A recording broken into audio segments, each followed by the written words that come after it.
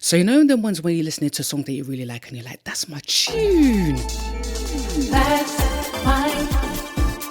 That's my tune. Hey, this is Jojo B, and this is the 10th episode of That's My Tune. I think that deserves some celebration. Don't you agree? Yay!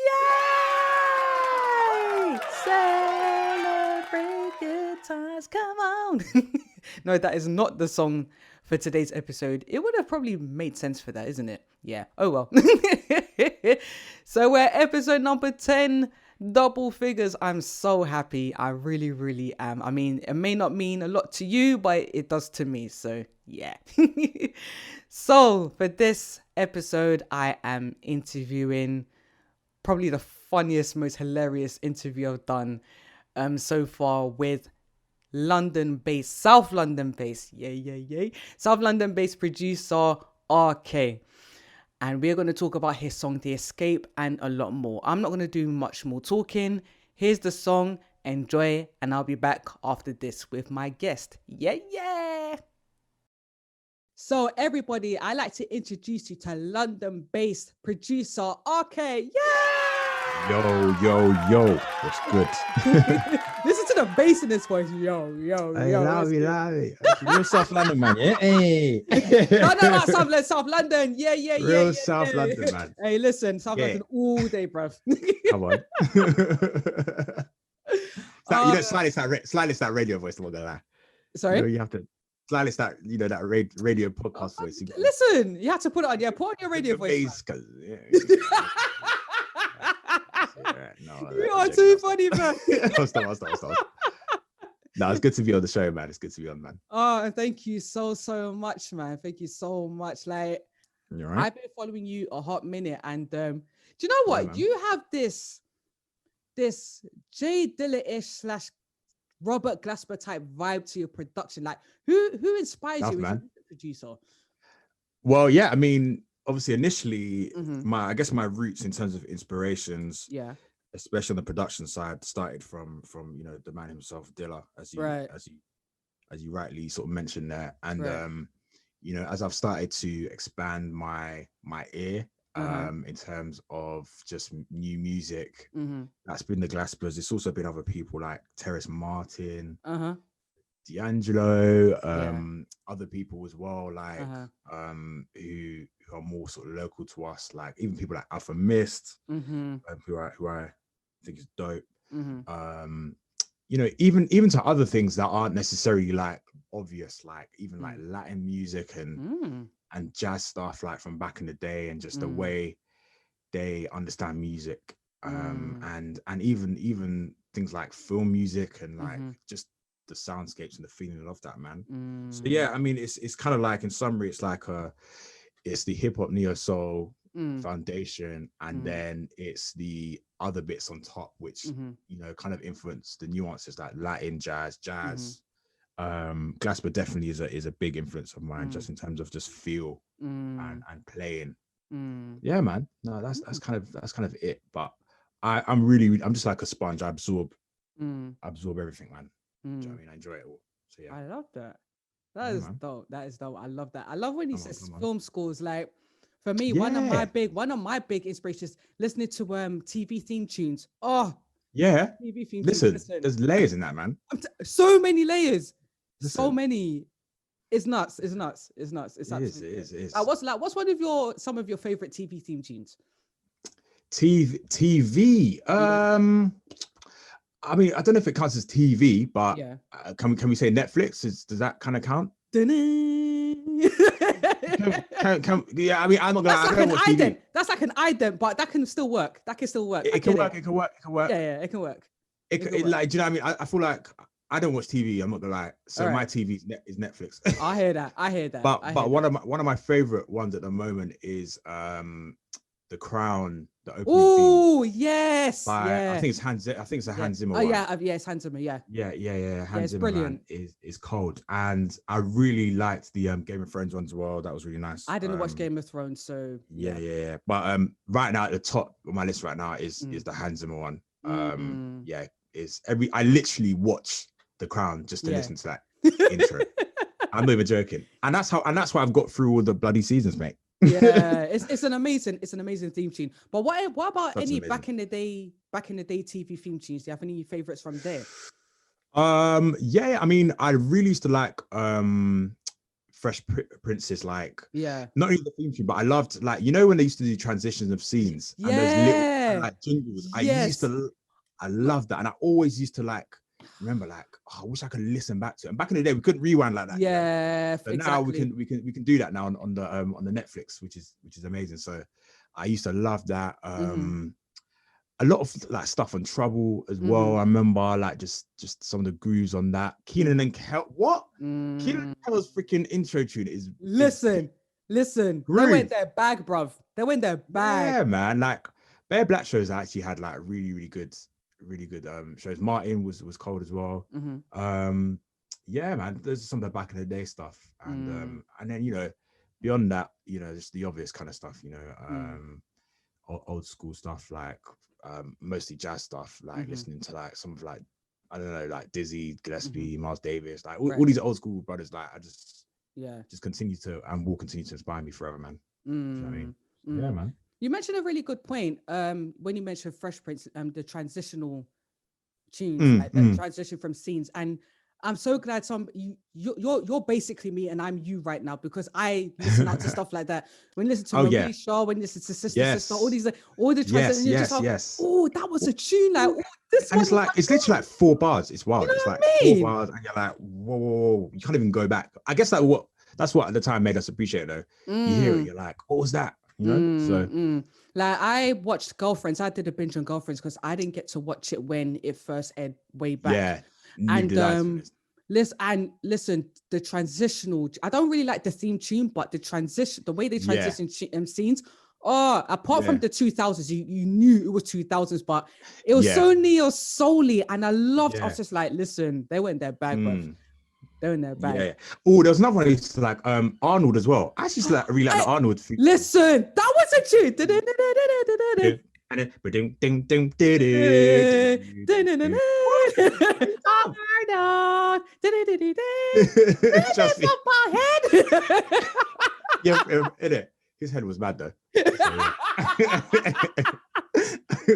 Oh, you're too funny. Yeah. But yeah, man, all that stuff. Like, you know, you kind of just pick it up, right, subconsciously. So I feel like even those things, as much as it wasn't like a direct influence, like these are the kind of stuff I was watching. So like I was already growing up around, you know, groove and like just a feeling of music and that. So yeah.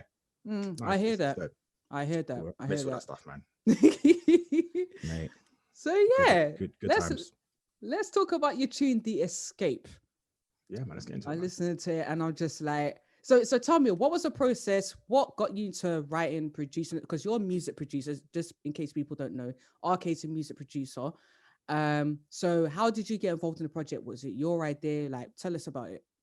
Yeah. So The Escape is one of the leading singles of my debut album, entitled Ivory. It features my good friends, G3, who's a rapper, Aisha Raquel, who you know sprinkles her beautiful vocals. She sings the hook, and she does like this lovely sort of background vocals. And then Queen Lexa Moore, come on, who you know drops a really nice sort of like almost like for the transitional part of the song in the second half of the song, as she comes through and she raps as well, does her thing.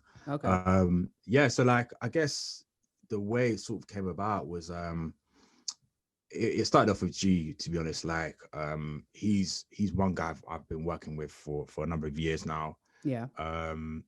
And he's also part of my collective R&R, Rhythm and Reason, also known as Rhythm and Reason. And yeah, I knew he was going to be part of this project, so you know, it was kind of a thing where I was like, mate, like I'd love you to be part of my debut album. So it kind of took a while for us to sit down and I guess align on like a beat that we were happy with.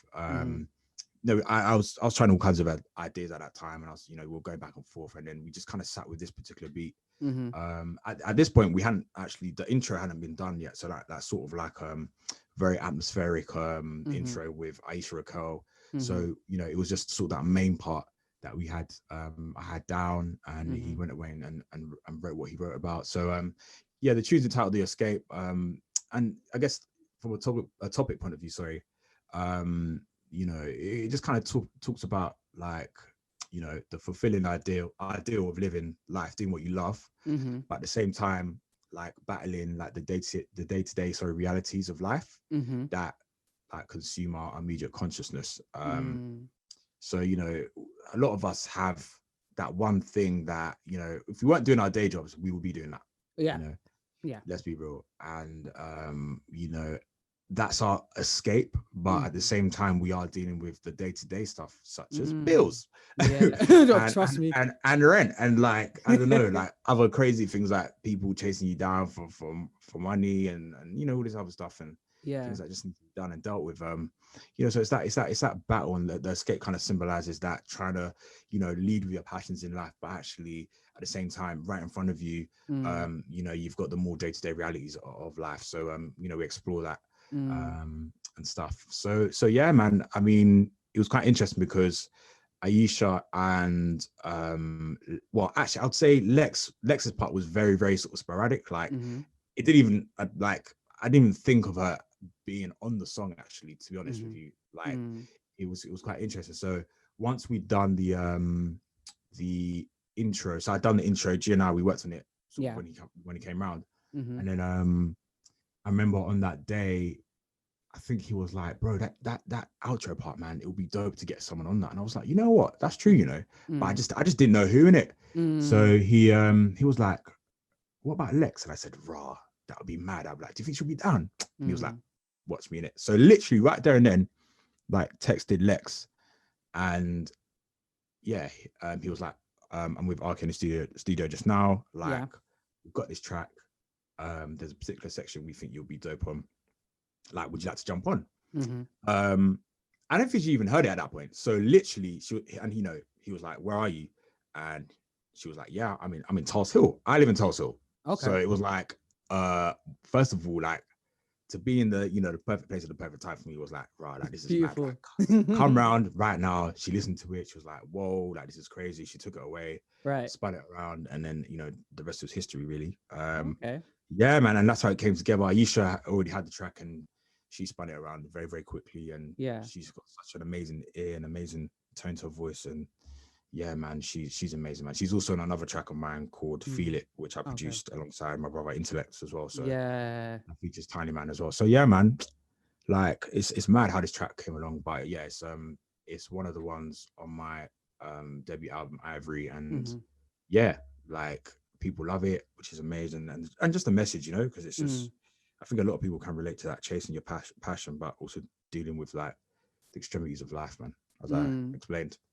I hear that. Man, that's it. We'll talk about Feel It in a second, but it's very interesting when you talked about the escape and how people use, like, I guess especially creatives can relate to this, especially with the pandemic. I mean, a lot of us creatives, we can't really do what we want to do creatively because, like, entertainment industry is pretty much shut down, or if it's open for a few moments, then it's shut back down again. Like, for example, from tomorrow, like theatre and that is shut down again after it was just opened after how long of being shut down.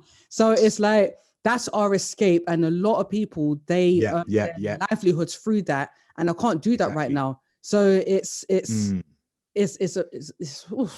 lot. I guess it's even worse from that point, as you said, where you know, that escape is literally people's day-to-day escape, as in, like, it is their job.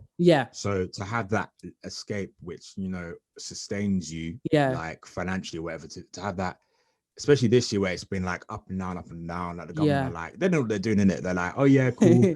Lockdown, and then lifted for like 2 weeks, and then lockdown again. It's I can imagine it's very, very strenuous. So I feel for those kind of people, man. It's deep.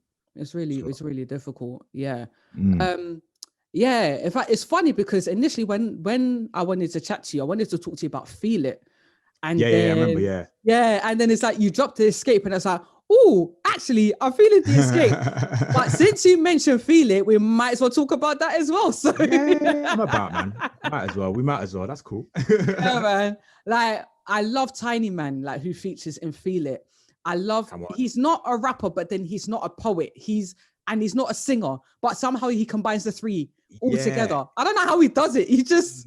It's just like a hybrid, like some hybrid Don, fam. Like, yeah, you're right. I would never be able to like put Tiny in a box, man. He's Yeah. just like this creative, like I Yeah. don't even know, entity. Like I don't know, man. He's so able to just sort of, you know, flow in between So being a rapper and versatile. like a bar and can bar his ass off, like, Yeah. you know, and then can sing if he wants to, Yeah. but then can write you a sick poem. Like, Yeah. yeah, he's one of those dons, man. And you know, he was a very, very nice element to that track, just to Mm. bring a bit of variation, you know, because Aisha was mostly driving that track for her vocals, which are absolutely Right. amazing. And it's Yeah. probably one of my favorite things I've worked on, Yeah. just because of Aisha. I'm not gonna lie, like Yeah. what she done to that man. Mm. So yeah, So how did Feel It come about? How did that single come about? yeah. So honestly, that was an old beat, you know. So like there was a Okay. point where Inta and I were kind of just doing a lot of just random sessions where we're just linking up and just making beats and stuff Right. like that. Okay. So yeah, like I think this was like in between some of the sessions we were doing for Ella Frank's stuff. Okay. Mm-hmm. For her EP. So sometimes we were just linking up and just doing other stuff. So we're working quite closely together. Okay. And yeah, this just came out of like just of a session where we linked up and we just got together and just started layering like Mm-hmm. different samples and Okay. layering all kinds of stuff. And then one thing that we liked, and we kind of look back at the stuff we did, and Yeah. you know, we forgot about Feel It. We're like, oh right, like this idea is sick. So then what happened was that so that was kind of like done and out of the way. And then there was this Lucy's project that we were part of, which was like I guess like a huge kind of like compilation of you know, artists in our particular scene, which is Mm-hmm. like, you know, the sort of like hip hop, neo soul, kind of like jazz, experimental scene in London, as it were, and actually well, the UK, because there was a lot of people from various cities that actually were on that. And you know, it came to submission time, and Mm-hmm. yeah, man, we put forward Feel It, because at that point we hadn't had anyone jump on it. It was just very much an instrumental, and Right. yeah, Aisha just picked it up from the Google Drive, and she laced it quickly, like, Nice. and what she did was just sick. You know what I'm saying? Mm. And that's how it came about. And then I think then she spoke to Tiny, was just like, I'd love you to like add your own thing. So it was very, very natural, Yeah. the way it came about. And yeah, man, here we are in it. Oh. Yeah. Okay. Pretty nuts. Nice. It's pretty nuts. And yeah, so I guess from a production point of view as well, just to give the listeners some insight as well. Yeah, you know, it was a collaborative process between Inter and I when we were producing that. Yeah. Inter's an amazing programmer. Mm-hmm. He's very technical. Mm-hmm. You know, so it was kind of like a collaboration of him doing a lot of programming, you know, Mm-hmm. the drums and like Yeah. the soundscapes and stuff like that, being able to like cut up the samples we were using, Right.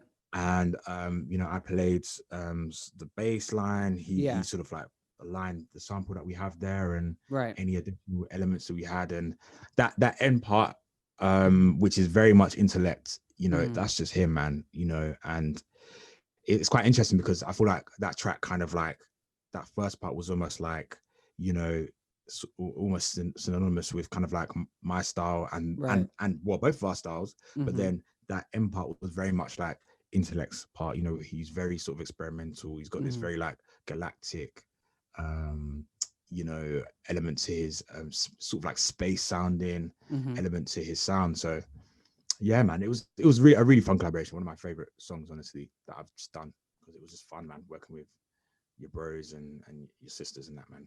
Yeah. Oh, that's dope. That's amazing.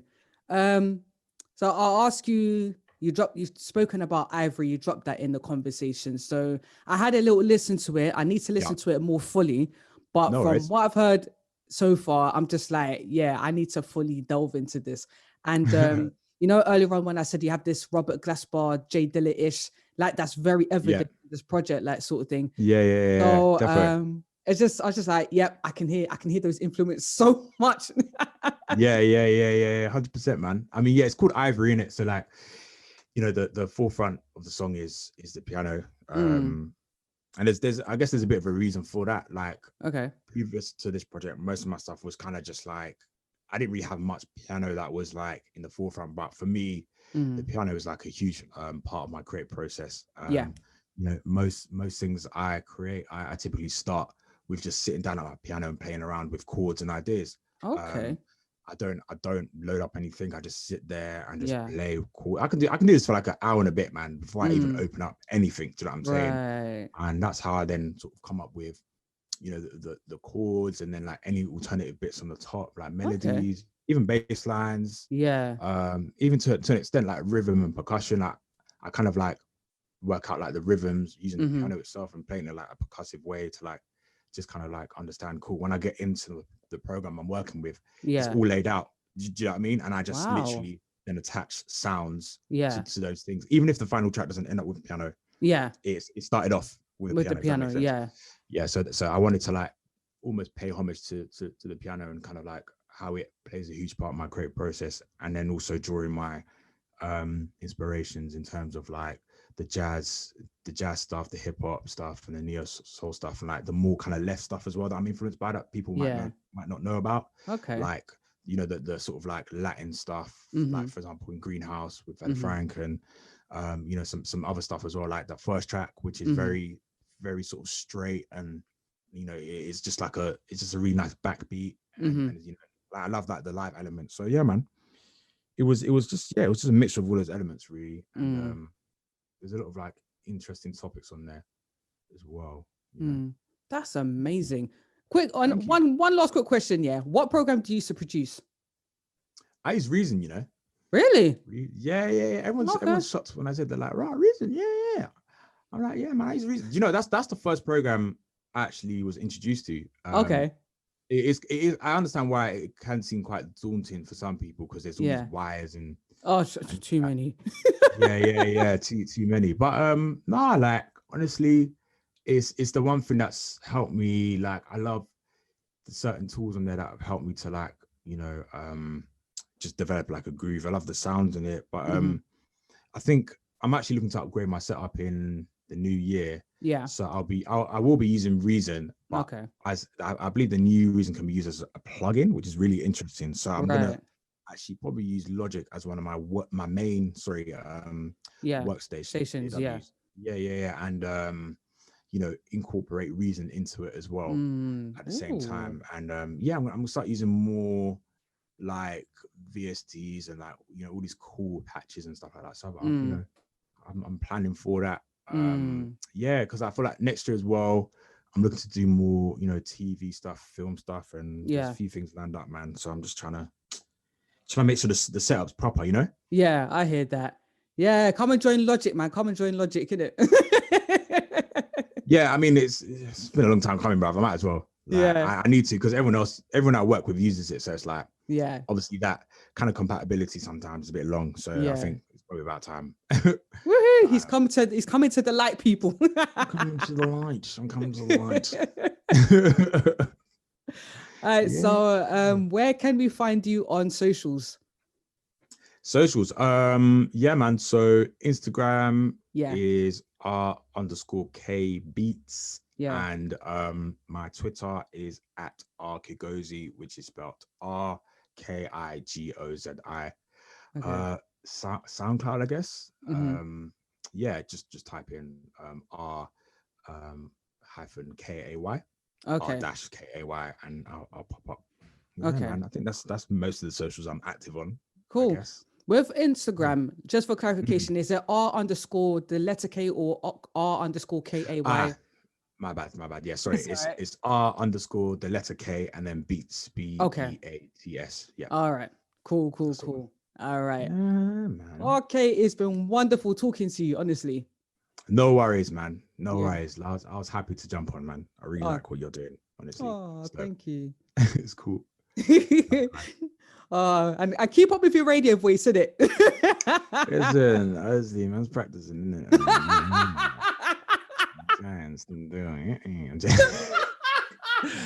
I need to stop this. See, don't encourage me, man. No, I could do this all day. I'm going to stop this here. So have a good rest of the evening. Have a good rest of the evening. And right, we'll chat again soon, didn't it? We'll chat again soon. Bye. In a bit. That interview was absolutely hilarious. Thank you so much again, RK. And that is a wrap with episode 10. As per usual, you can follow me on Twitter. Ms. Jojo B, MZJOJOB, and you can follow That's My Tune in the following ways.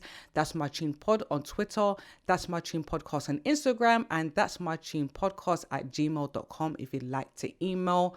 And I'd like to thank you all for every listen, every like, every share of my content. I really appreciate it from episode 1 to episode 10. At this point in time, I'd just like to say I'm going to take a few days break. I'll be back in January with more fresh content, more new episodes for you to enjoy. Until then, have a great rest of the day and week. Merry Christmas and Happy New Year. Goodbye.